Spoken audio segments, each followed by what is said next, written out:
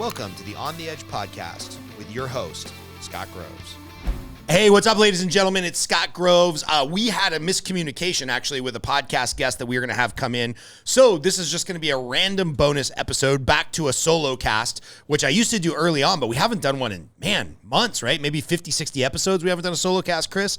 And we're going to cover a couple things today. So if you're a lender or a realtor, which seems to be a large part of our audience, we're going to talk about Fannie Mae, Freddie Mac, Ginnie Mae, pricing, a bunch of interesting mortgage and real estate related business stuff. So if that's not for you, switch ahead to clip or portion number 2, which will probably be about 15, 20 minutes in. We're going to talk about this book that probably changed the way that I look at a lot of things. I'm going to look at when the original published date was. I think it was 80 something. Let's see. Original published date, first edition, 87. 87. So read this a long time ago when it was reprinted in 97. It's called What It's Mean to Be a Libertarian, What It's Mean to Be a Libertarian. And there's a couple things in here that I think make me a little bit more of a contrarian, which allows, I think, in my opinion, obviously I'm biased because I would consider myself a libertarian, allows libertarians to look at things maybe a little bit more critically or with a contrarian, skeptical eye. So we're going to talk about that. And then we're going to talk about this miracle drug, Wegovy. I was having a heated argument and a debate, borderline insulting some of my closer friends about Wegovy, which is the miracle weight loss drug. We're going to talk about that. I want to do a couple things. But, if you're in the mortgage space or the real estate space, and by the way, this evening I am smoking the Padron 1926. Shout out to Arash and also F.U. Arash for getting me addicted to this amazing cigar because it's perfectly made. Every one of them is perfectly rolled. The quality control is amazing. The taste is amazing. Padron's amazing. And they're not cheap. So this has become a very expensive habit, smoking the Padron 1926. It's like double the cost of my normal cigar, but damn, are they good. So I'm going to probably be taking some breaks here to take a drag and make sure that this doesn't go out because I feel like they taste better as long as you smoke them all the way through. But if you're in the mortgage or real estate field, we're now recording this. We're going to release this probably in a couple days as a bonus episode. We're recording this late February 2023. You've probably been seeing on your social media these graphics or these images or these Facebook posts or these ads from a bunch of overzealous loan officers about, this pricing went down, or this mortgage insurance cost went down, or this VA funding fee went down, or this et cetera, went down. And I always try to think of somebody who one day I would love to meet and have on the podcast, Donald Miller. He wrote this awesome book called Building a Story Brand. And Chris, we should cut this clip out and send it to Donald Miller's team, see if we can get him on the podcast one day. Because Donald Miller, he wrote what I think is one of the best books ever written on business and definitely one of the top 5 books on marketing ever. Building a story brand, right? Clarify your message so customers will listen. And this goes back to kind of that old adage of facts tell and stories sell. Facts tell and stories sell. And I'm always trying to talk to my realtor friends, my loan officer coaching clients, any of our clients that own a business, the corporation that I work for. I'm constantly trying to tell them, hey guys, like facts just tell, but they don't really do anything. They don't engage an audience. But stories sell, right? And so I'm going to try to tell you guys a story about Fannie Mae and Freddie Mac and Ginnie Mae. These are the GSEs, government-sponsored entities. Chris, you're going to have to look this up. Does GSE stand for government-sponsored entity or government-sponsored enterprise? I can never remember. Basically, they're enterprise. Okay, government-sponsored enterprise. So Fannie Mae, Freddie Mac, Ginnie Mae, they were for a long time privately held companies. You could buy stock in them, but they were basically backed by the full faith and credit of the federal government. So it's this weird kind of bastardized relationship where it's like they're like a government agency, but they're not a government agency. But then when they all went bankrupt effectively in 2008, 2009, they were backed by the government and they went under receivership, but now they're back to being publicly traded. It's very weird. You can do some more reading about that. That's not really what we're going to talk about today. But I'm going to try to tell you a story about who they are, what they did, how they kind of morphed over the last decade or two, and then why what's happening today is actually really good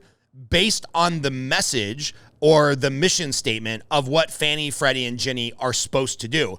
And I will tell you, if you're ever listened to this podcast before, it's very rare that I think the government or a government-sponsored enterprise is doing something good, right? I usually think they're wasteful with their money. They're horribly bogged down in bureaucracy. But like, this is good news for the mortgage markets, for the real estate market. It's good news for just Fannie, Freddie, and Ginnie living their values of what they say their mission statements are. So I think, I know I've looked this up before, so maybe we can go to the browser. I know I've looked this up before. I have looked it up before. Founding of Fannie, I think it's 1930. Yeah, 1938. There we go. I thought it was 31 or 41, but 1938, Fannie Mae comes into existence, right?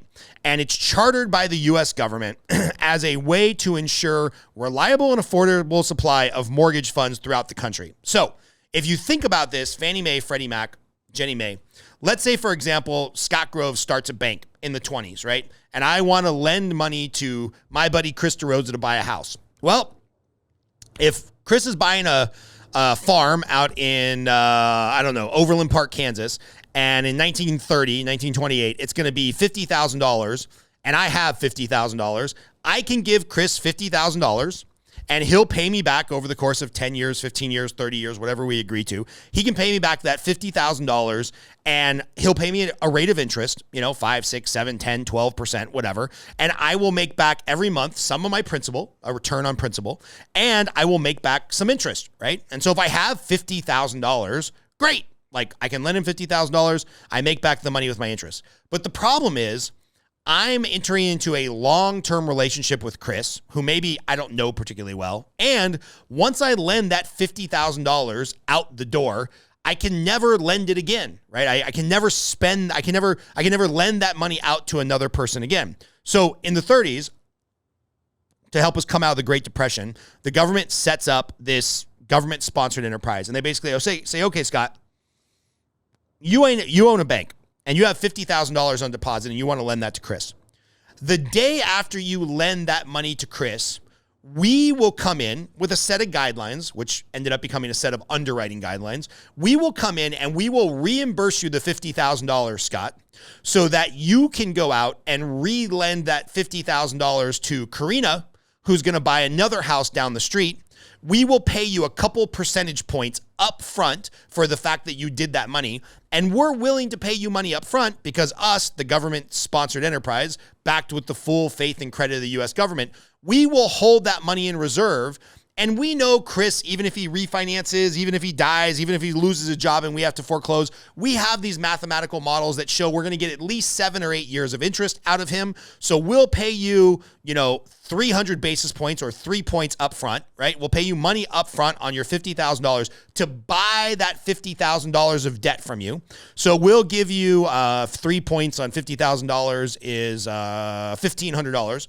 We'll give you $1,500 up front right now to sell us that debt, and we'll also pay you like 0.25% every month or annually. Annually. We'll pay you 0.25% annualized in order to collect his mortgage payments, send out the mortgage statement, handle his customer service issues, and you just send us the full payment. You can peel off that little sliver for yourself. We call that a servicing fee, and you'll service the loan. Meaning, as far as Chris knows, the Bank of Scott still has his mortgage. He's making his payments to us. We're taking off a small sliver because remember, we already got some of our money up front, and then we'll turn around and send the rest of that payment to Fannie Mae, and Fannie Mae will pay off that debt, and they'll collateralize it somehow on the back end with government bonds and treasuries and selling the debt to pension funds, and all kinds of crazy stuff happens behind the scene. But for our purpose, that's the goal, right?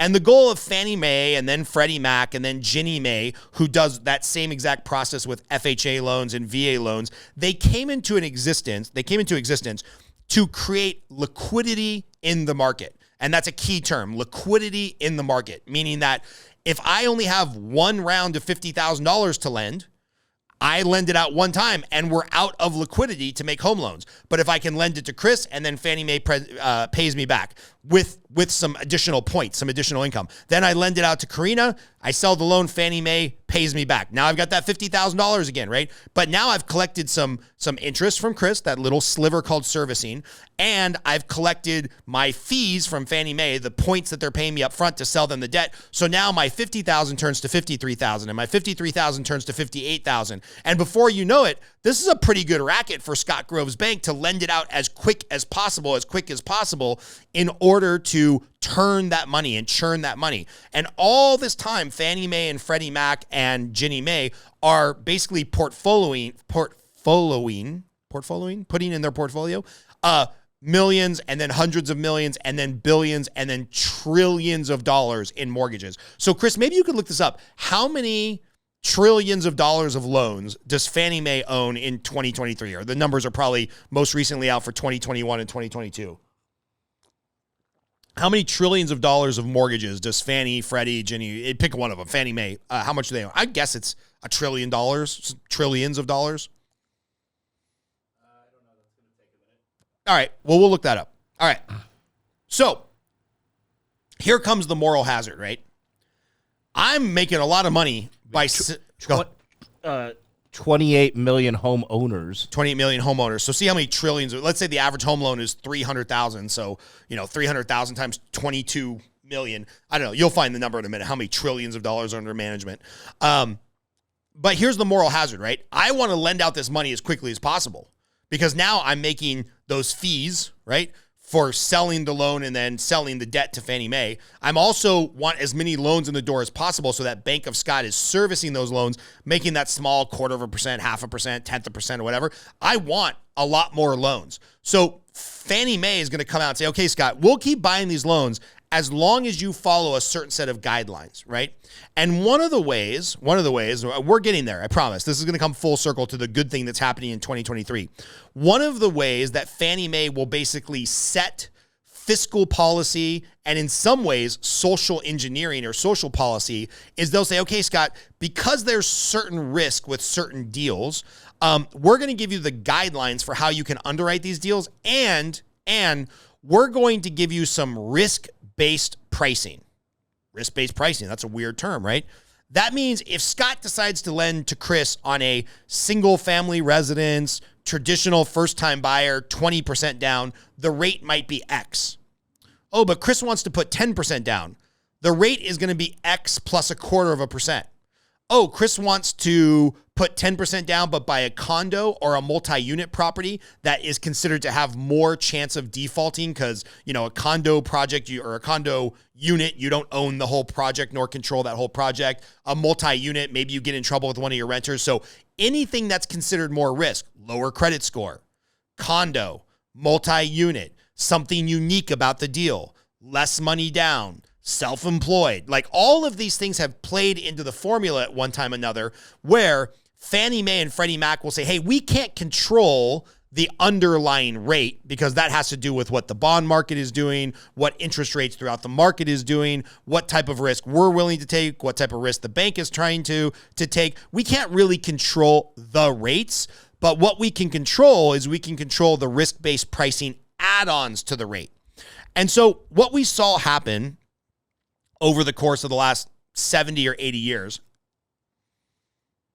is a lot of manipulation of the fiscal policy and then, like I said, some weird social engineering, right? Because if they make it more expensive to buy this product, lenders will probably offer less of that product or consumers will take less of that product. If they make it cheaper for this type of product, consumers will probably take more of that product and banks will push more of that product, right? This is just your classic supply versus demand. And so what has happened in the last several years is that the Fannie Mae, Freddie Mac, Ginnie Mae policies have, in my opinion, skewed too far in favor of wealthy buyers and wealthy households and wealthy Americans. And what I mean by that is we'll take the second home example, right? Until about 18 months ago, those risk-based pricing adjustments, right, or that social engineering or that fiscal control that Fannie Mae and Freddie Mac had by setting the standard to which lenders can loan, right, which lenders can lend, and the standard by which pricing add-ons happen to the interest rate, they were really favorable for second homes, right? So for example, you could buy a second home with 10% down and with the intention to only occupy it a certain number of days a year.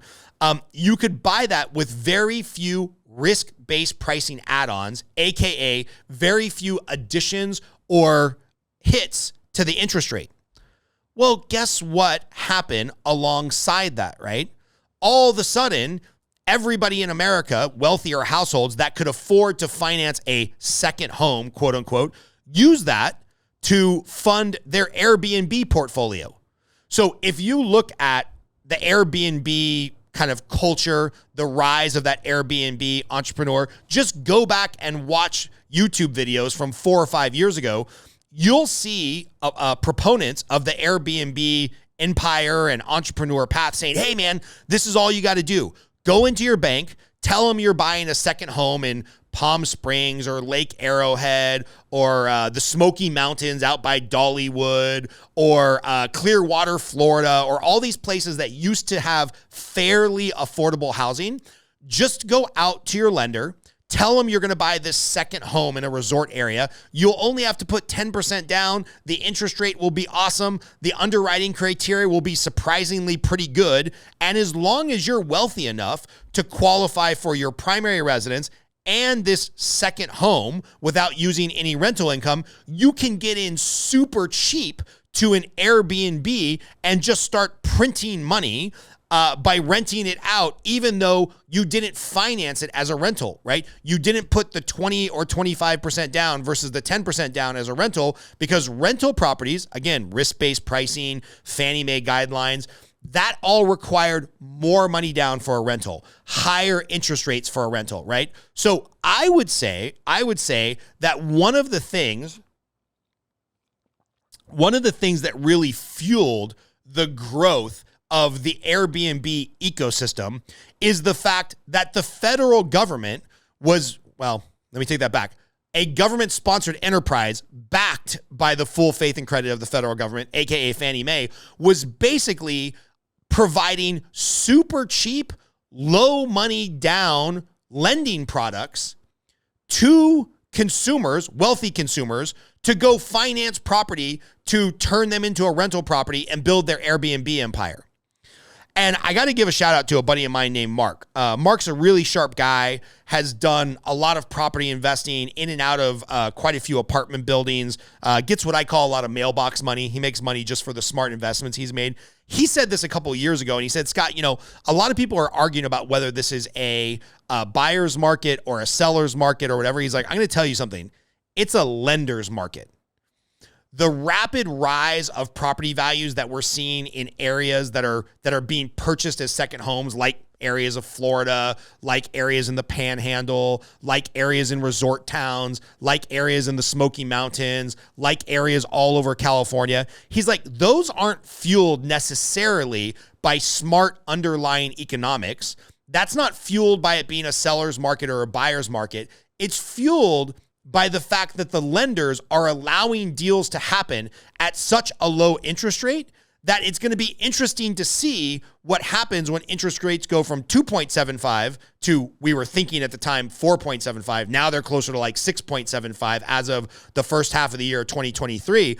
And all of a sudden, these Airbnb properties aren't going to make sense. All of a sudden, a lot of these apartment building complexes aren't going to make sense. All of a sudden, the property valuation is going to go down 20 or 30% because the cost of the debt to carry the property goes up. And sure enough, about 18 months ago, Fannie and Freddie started catching up with the story that I'm telling you. And they said, wait a minute. Our mission, I'm going to read Fannie Mae's mission here. Fannie Mae creates affordable housing opportunities throughout the country. We expand access to affordable mortgage loans and multifamily housing across housing for millions of people across the U.S., right? Freddie Mac, their mission statement. We serve American home buyers, homeowners, and renters by providing liquidity, stability, and affordability to the housing market. Ginnie Mae's mission statement.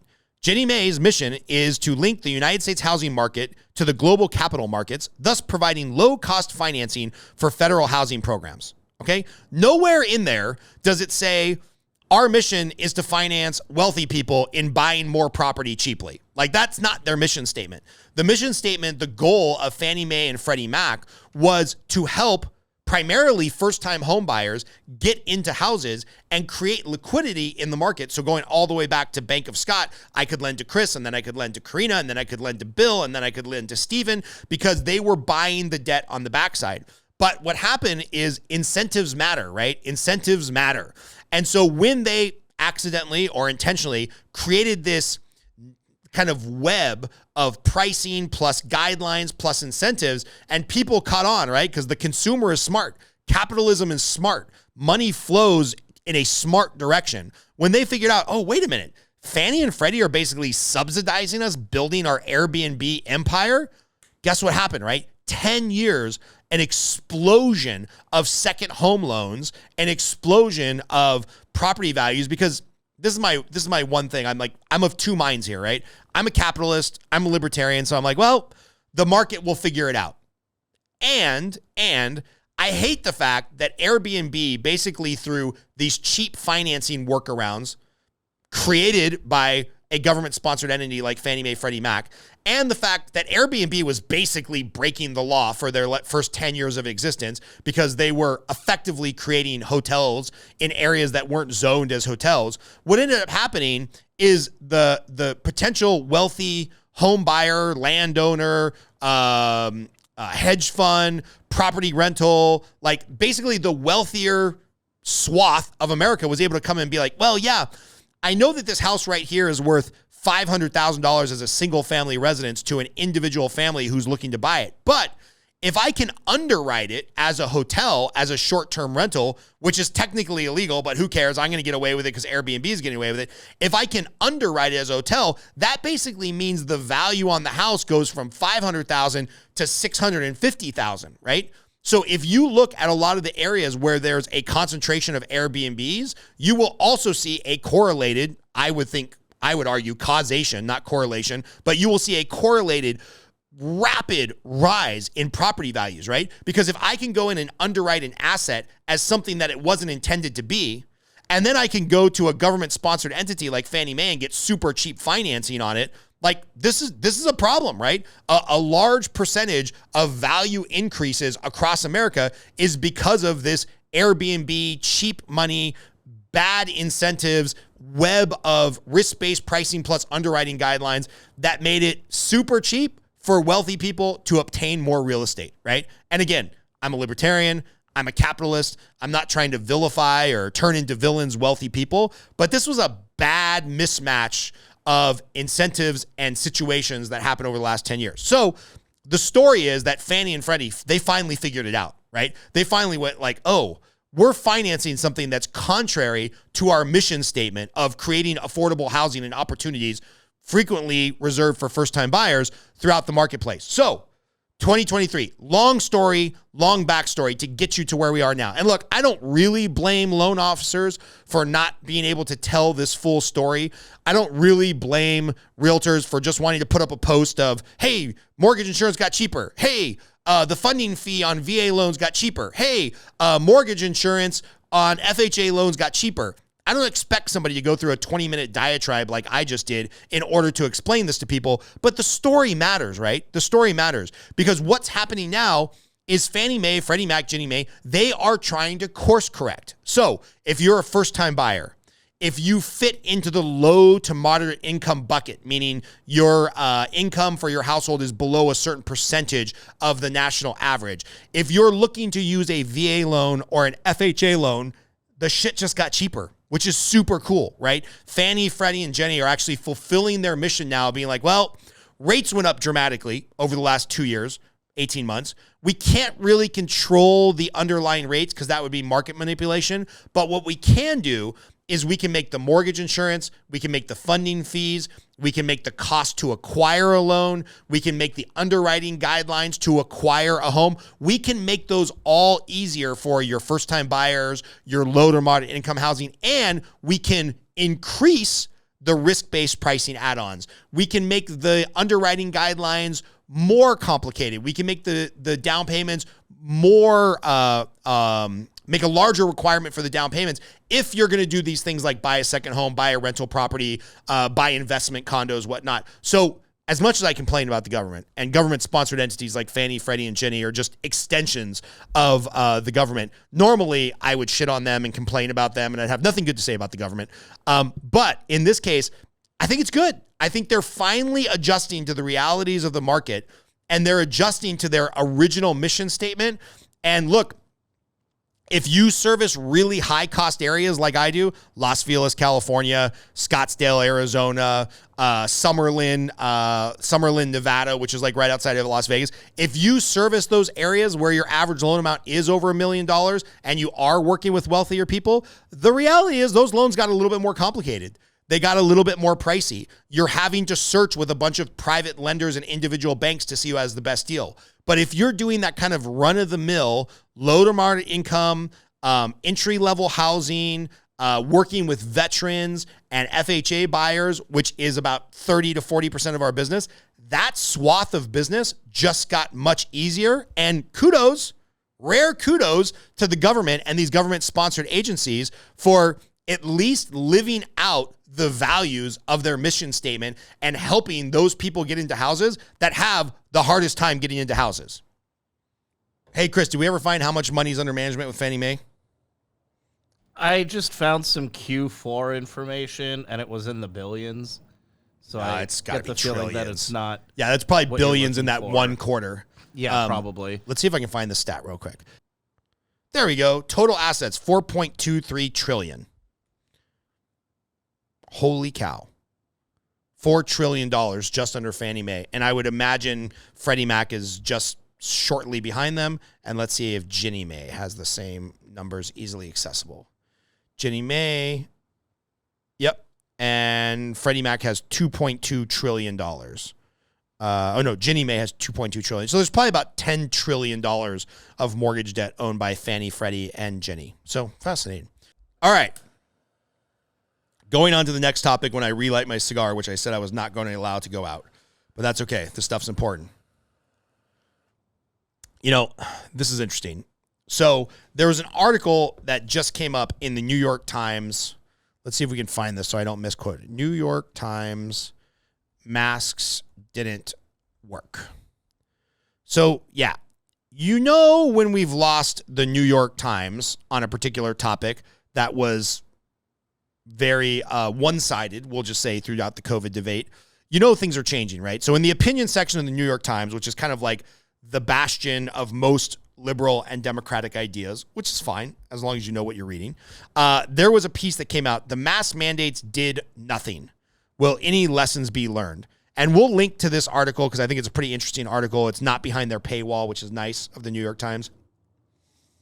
That, you know, basically, I read it the other night, basically said like, hey, the masks were somewhere between net neutral, net negative, and net positive. Really not enough information to see if it did anything to stop transmission or, you know, it's great. If you wanted to do that to signal socially that you cared about other people, that's fine. But it really didn't do anything.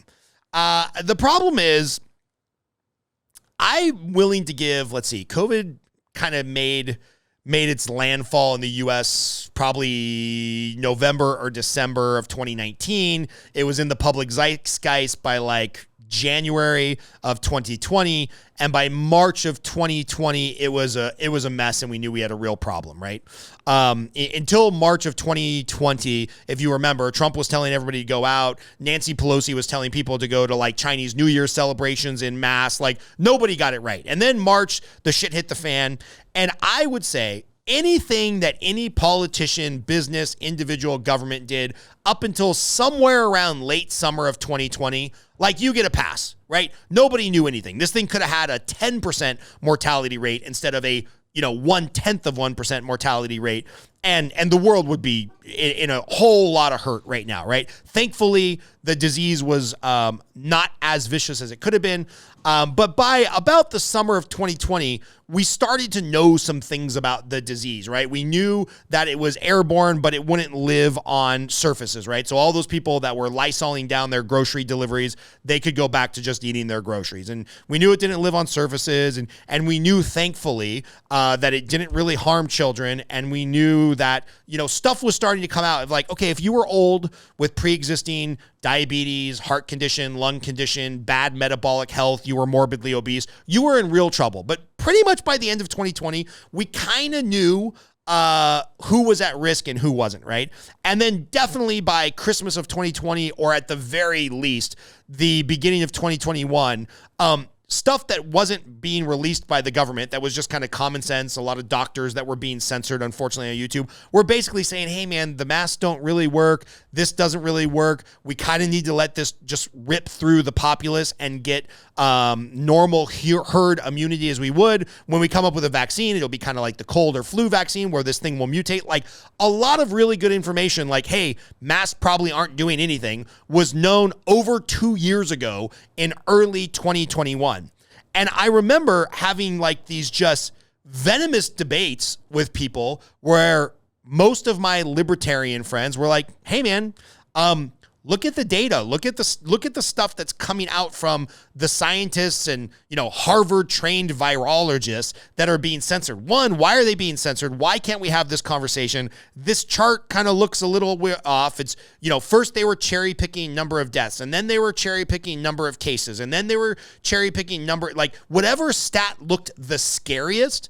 That's what the media was going with, right? Because if it bleeds, it leads. The media loved Trump and the media loved COVID because it allowed them to boost their ratings. Prior to Trump and prior to COVID, CNN was on the verge of bankruptcy. The New York Times was on the verge of bankruptcy. Like readership and viewership was through the toilet. But between the craziness of Trump and the sad craziness of COVID, it was great for media organizations. And so if it bled, it led, and they were just constantly cherry picking the worst stats.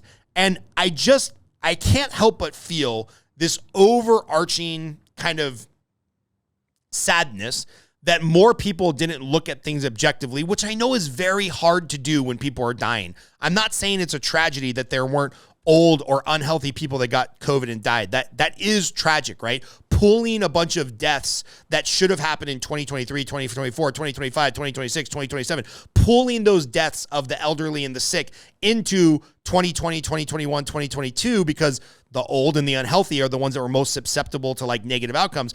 That is sad. Like losing a couple years off your life, that is absolutely a tragedy. I'm not saying that. But I'm just saying, like, looking at some of the stuff, I felt like my libertarian friends were a little bit more at peace because they were looking at the overall data. They were looking at the overall picture. And I mentioned when we started this book, what it means to be a libertarian really, like, changed my life a little bit and solidified a lot of the things that I thought. And on page 53 here of Charles Murray's book, there's this graph. And this graph looks something like this, right? Or something like this. And these are deaths per million miles driven, deaths per 100 million miles driven in motor vehicles. And if you see this chart in the book that I'm referencing, which we'll get a picture of this, Chris, we'll get a picture of this on page 53. The chart starts in 1925, right? And we used to have somewhere around 18 or 19 deaths per 100 million miles driven. And then, as you can see on this chart, it drops precipitously.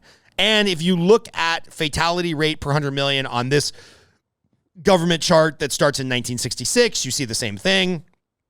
You say the same thing. This chart is actually great. This is number of vehicle miles traveled, right?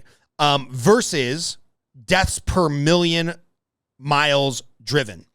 And if you notice, there is a amazingly sharp decrease until the late 60s to mid 70s. And then it does continue to taper off as cars get a little bit more safe. We get into smart technology, seatbelt gets better, whatnot. But if you see the big jump, or drop, I should say, the big drop in deaths per 100 million miles driven happens between about 1925 and 1955, right?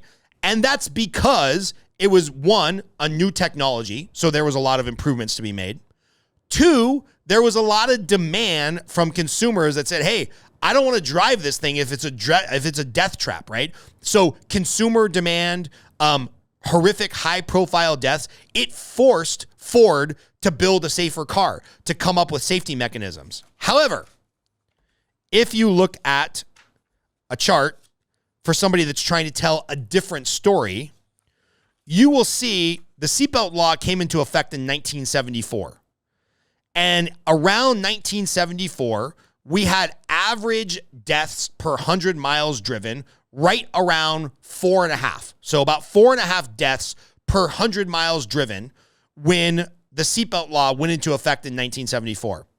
And now, today, modern times, deaths per 100 million miles driven is right over 1, somewhere between 1 and 2, depending on what study you follow. So if you just got this little piece of the graph, right, from 1975 until 2023, you could look at this, or somebody trying to sell you a story could show you this and say, see, we enacted the seatbelt law and deaths per 100 miles driven went down by 50%. Isn't that amazing that we created this regulation of seatbelt laws that require people to wear a seatbelt, and deaths went from about 4 per 100 million miles driven to 2? And if you just looked at that graph in isolation, you'd be like, wow, that's really great. I'm so happy the government came up with this law. I'm so happy that the government forced people to start wearing their seatbelts. Except for looking at the graph back to 1925, that doesn't really tell the story, right? Because between 1975 and 2023, so we've got almost 50 years of history there, deaths dropped from about 4 per 100 million miles to 2 or 1 per 100,000 miles. About a 50 to 60% drop, right? Like it's actually like 4 point something to 1.8 or whatever. The exact numbers don't matter, but you get the point. And that's great. And some of that has to do with technology, and some of that probably does have to do with the seatbelt law. But the reality was, by 1974, people were already wearing their seatbelt, right? If you look at deaths per 100 million miles driven in 1925 to 1970, that same kind of 50-year window, they dropped from like 18 deaths per 100 million to 4.5 per 100 million, right? So we had a greater 75 to 80% decrease just based on the fact that cars got safer, consumers were already wearing their seatbelt, consumers demanded safer cars. And when you look at this in totality, you're like, oh, the seatbelt law really didn't do shit. This was just the natural trend line that we were on for consumers to demand more safety, consumers being safer, aka voluntarily wearing their seatbelt, and cars just getting safer and drivers getting better, right? So it's just crazy to me that if you don't have an informal education, because I don't have a formal education on being a libertarian, but if you don't have an informal education on looking at these kind of things in the context of why government regulation rarely works and frequently it creates the opposite of the intended effect, if you haven't read a book like What It Means to Be a Libertarian, or you haven't looked at some of these graphs, or you haven't zoomed out or zoomed in from what the news or the government or the person who's trying to sell you something wants to show you, it's hard to look at this stuff in context. But I would say, please, please, please read a book like What It Means to Be a Libertarian, right? Look at the contrarian view of whatever you believe. If you think COVID was BS and the mask mandate was BS and you think vaccines are BS, I would encourage you to look at the other side of the equation, right? I have a very right-leaning friend who also happens to be a doctor who sends me articles probably once every other week on the efficacy of the vaccine and how it did save lives of a big cohort of older, unhealthy people. And that's important, right? I like looking at that contrarian data, right? If you're somebody who was like, all in, everybody must be triple boosted and wear a mask even till today, I would encourage you to look at some contrarian information, right? Look at some graphs that maybe disagree with your point. Maybe listen to a podcast from somebody much smarter than me, a virologist, or maybe somebody that's been on Joe Rogan or somebody that's been on Barry Weiss's podcast, and just listen to the opposing point of view, right? Because until you have some informal or formal training to like zoom out and look at this whole chart that we're looking at now, you would think that in 1974, when the seatbelt law got enacted, that like saved all the drivers who were dying. And that's just not the case. We actually saved more as a percentage of miles driven in comparison to the deaths. Sorry, I didn't word that correctly. And in comparison of deaths per 100 million miles driven, we actually saved more people just by letting the market do its thing from 1925 to 1974 than we did from 1974 to current, right? So who knows? I'm sure seatbelts have saved lots of lives. I had a friend who just the other day bounced his head off the inside of a windshield and almost killed himself because he wasn't wearing a seatbelt. So I'm sure seatbelts have saved tons of lives, and the market was kind of already doing that for us before the government stepped in. Okay, now on to our last short segment of the solo cast, of which we haven't done one in a long time. So I'm interested to see if this will be well received or not, Chris. We'll have to splice up some clips and see what happens. Wegovy, whatever the name of this wonder drug is, Wegovy, and then there's another one, ozamectin, or I don't know. I don't know what the generic name is, but basically, I didn't know anything about this drug. I didn't really have an opinion on it. I hadn't done any research on it until I listened to an episode of Barry Weiss's podcast on weight loss. And Chris, we're going to have to link to that podcast of Barry Weiss's because it was excellent. They had a couple people on arguing about the pros and cons. And basically, this drug is a weight loss drug, and it's being hailed as a miracle drug. It's similar to how diabetics take insulin. And what's interesting is this drug was originally designed for diabetics to help them drop their blood sugars. And what ended up happening as a very beneficial side effect is they started losing massive amount of weight, right? Because it would basically create a hormone that secretes in your body that tells you you're full, even though you probably haven't eaten as much food as you would normally think you need to eat or feel like you need to eat in order to be full. So they had a bunch of morbidly obese diabetic patients started taking this. Their blood sugars came down, but they always also lost somewhere between 15 and 20% of their BMI, body mass index, which is crazy, right? Like that's a diet pill and a half. And I'm listening to this podcast, and I'm starting to do some reading about it and do some research. And, you know, I cannot tell you the number of times I read that this is a miracle drug, right? First of all, it's being used off-label right now, which means that it's originally prescribed for diabetics. But if we know that, or if doctors know that it causes weight loss, they can prescribe it off-label, meaning off its originally intended purpose in order to help facilitate weight loss, right? And the number of articles I read that, oh, this is a miracle drug, and then I brought it up in a men's group that has about 8 or 10 people in it, and we kind of just all argue all the time about all kinds of crazy stuff. And I'm like, like if it's helping diabetics, awesome. If it's serving its purpose to keep people that were already metabolically kind of on the path to a heart attack or a stroke, keeps them away from that for a few years, cool.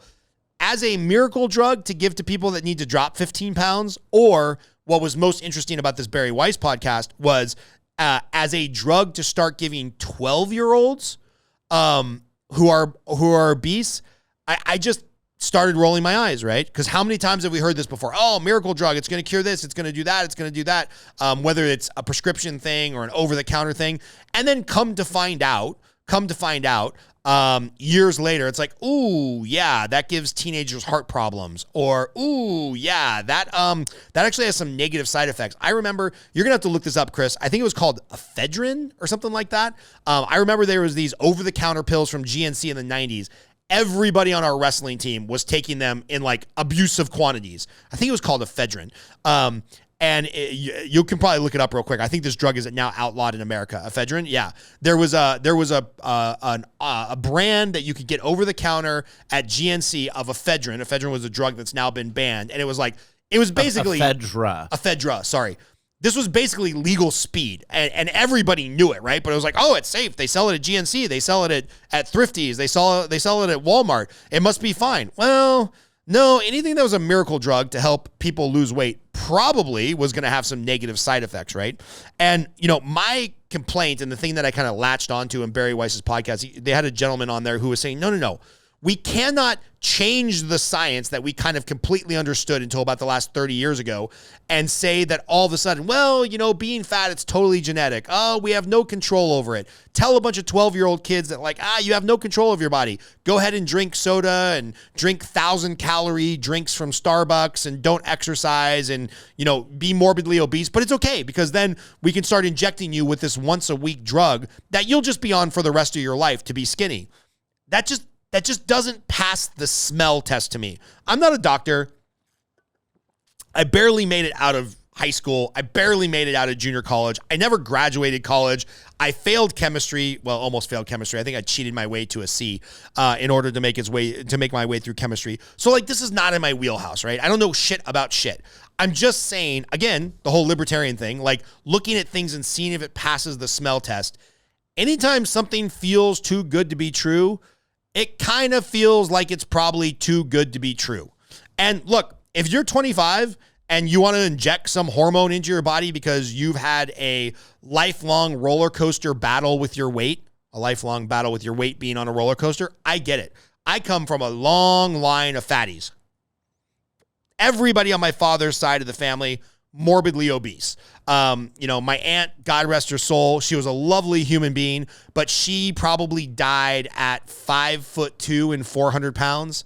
My father, who thank God is a little bit healthier and still kicking, he had a stroke, a heart attack, and quadruple bypass by the time he was 45. Now, we've got some bad genetics in our family. I remember the cardiologist who did his triple or quadruple bypass coming out was a friend of the family and said, hey, Scott, your dad ate unhealthy, too stressed, smoked cigarettes, overweight. But if he tried to do this much damage to a heart, which he did, he wouldn't have been able to do this much damage. So you have some genetics in your bloodline that's going to express itself negatively in heart and cholesterol and hardening of the arteries and plaque and all that stuff. You've got some things working against you. So you've probably got to be a little bit better off than the next guy just to hold kind of par on your overall metabolic health, right? And so my grandfather, my aunt, all of these people that were morbidly obese, they probably had the deck stacked against them slightly. But to completely take away the agency of Americans, right? To completely tell, especially people as young as preteens and teenagers, oh, hey, you have no control over your body. You have no control over what your body does based on what you put in your mouth. Don't worry about exercising. You have no agency. You have no control of your metabolic health. Just take this drug for life. Just inject this into your body. I can't think of a worse precedent to set, right? And so I started just Googling and looking at side effects. And even within the Wegovy, I don't know how to pronounce this. Wegovy. Website, it's okay, well, this is supposed to be for people that have a BMI over 30, adults over 30, or adults over 27, which basically body mass index, how much fat you have on your body. If you've got diabetes and high blood pressure and high cholesterol, and I will tell you, there's been times in my life where I've got high blood pressure, high cholesterol, and the fat percentage on my body is over 27. So I would be a probably relevant candidate for this drug if I complained enough to my doctor to get it. But it goes on to say that, hey, some of the side effects are headache, belly pain, nausea and vomiting, diarrhea, constipation, indigestion, fatigue, dizziness, swollen belly, hypoglycemia, aka blood sugar because it overcorrects the wrong way, passing gas, no big deal, I already have that, belching, acid reflux, increased common cold and flu, stomach flu, hair loss, nausea and vomiting, diarrhea, constipation, mild allergic reaction, and then serious side effects, pancreatitis, gallstones, hypoglycemia, increased heart rate, risks of thyroid cancer, severe allergic reaction. And then one of the other things that they talk about, it's not on this page, but one of the things that I read about is, hey, increased ideations of suicide. Okay, cool. So I bought a few years on my life because I got my diabetes and my weight under control, but now I'm thinking about killing myself? That sounds horrible, right? And so started reading a little bit more, started looking at what is the risk for thyroid cancer? How does this happen? And look, like I said, I would be a candidate for this based on where my weight, cholesterol, blood sugar has been in the past. And I don't know if you're watching this on YouTube, maybe you can see my face has gotten a little skinny.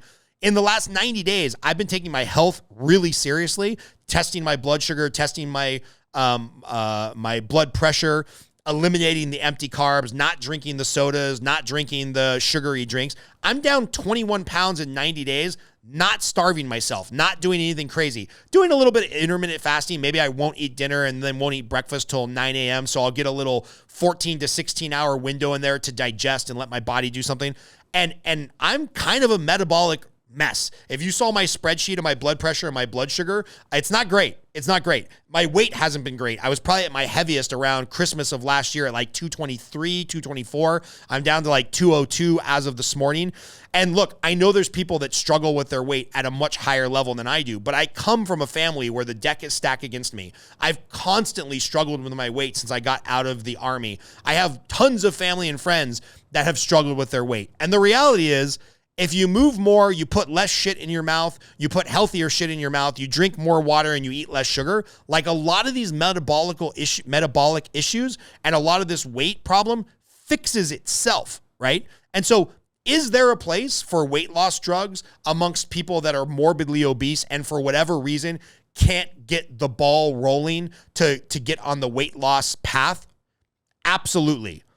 Does it terrify the shit out of me when they start saying, Harvard medicine starts saying, no, being fat is just all genetics. Don't worry. You can still drink soda. You can still eat empty carbohydrates. You can still have a food pyramid that is exactly ass backwards from where it should be per the Food and Drug Administration, the FDA. Yeah, sure. Just do all of that stuff. And then we'll just put you on a $1,700 a month dose of hormones where we don't have any long-term studies to see what the negative health effects are. Because if you remember, the original intended use of the drug was to cure diabetics. And now they're saying, yeah, no problem. Just like put 12-year-olds on this for the rest of their life. And I'm sure they'll be fine because we've been testing this for about 3 minutes. And just none of this is ringing true to me. So I don't even know if there's a point here. I don't know if I'm just trying to be the smartest guy in the room when clearly I'm not, but I just feel like I kind of wanted to timestamp this conversation so that when I think, my humble opinion, when it comes out like, ooh, hey, 5 years from now, we kind of really overprescribe this, or ooh, hey, yeah, putting 12-year-olds on these weird hormone blocker or these weird hormone inducing drugs that create a scenario that overrides their brain circuitry for one of the fundamental purposes of your brain, aka to tell you when you're hungry. Maybe it had some downstream side effects that we're not real happy with, we're not proud of, or that we didn't see coming, right? Well, I can tell you, if you use common sense, right? If you zoom out a little bit and have a little bit of skepticism, have a little bit of a contrarian opinion when people say there's a miracle drug, I think we can see that maybe there's going to be some negative downstream effects, right? That maybe Instagram stars and influencers and TikTok celebrities telling everybody like, ooh, I love my Wegovy. I mean, I looked at some of this stuff and it's almost like cult-like, where like some of these TikTok influencers are like showing people, giving them their shots in the stomach and how much they love it. And they're going to be down 15 pounds by summer. And it's awkwardly cult-like. It almost looks some of these things like a Saturday Night Live skit. I think at some point in the next couple years to 5 years, we're going to see some real negative stuff develop from this. I hope I'm wrong. I hope it's a miracle drug. I hope everybody that loses weight keeps the weight off and finds a way to do it without paying $1,700 a month for this drug. And I hope this is the time that the pharmaceutical companies are being totally honest and transparent. But if I had to bet money on anything that has the word miracle in front of it, I would probably bet against it. So those are my thoughts for today, by the way. Solo podcast number ABCDEFG, because we're not going to number it because we don't want to throw off all the podcasts we already have in the queue. If you liked anything that you saw or heard today, do me a favor, click the subscribe button, click the like button, leave a comment. It really does help us. We're trying to grow this. Even though we're doing this for a passion project, it would be fun to know that people are listening. So if you did, if you got involved, if you stayed engaged, do me a favor, do all the things you're supposed to do. Like the content, follow it, subscribe to it, click the bell. I don't know. Depending on what platform you're on right now, you know what to do. Love you guys lots. Talk soon.